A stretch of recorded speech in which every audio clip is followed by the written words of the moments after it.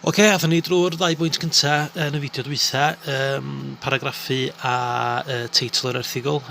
So'r trydydd cam i greu erthigol neu golygu erthigol Wikipedia ydy'r dolenni.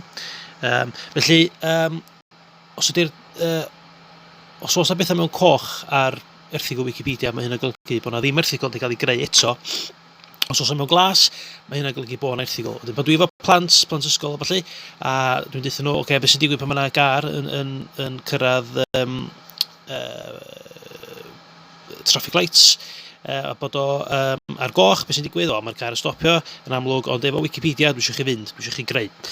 Felly, yn syml iawn, mi wnawn ni glicio ar hanes, so erthigol selog, un o prosiectau Menter Iaith Môn, a da ni'n gweld rwan bod Menter Iaith Môn heb folen, heb link i mynd i fewn i'r erthigol ar Menter Iaith Môn. Felly, os na i uwchlywio Menter Iaith Môn, mynd i'r top yma, lle mae'r tab, clicio ar yr link, symbol link. Yna ni, mae erthigol Menter Iaith Môn gwylod o fyna, cliciwch ar hwnna, a yna ni, mae hwnna wedi cael ei greu. Menter Iaith Môn. Rwan, mewn glas. Felly, dyna sut ydych chi'n creu dolen ar Wikipedia, ar eich ffôn.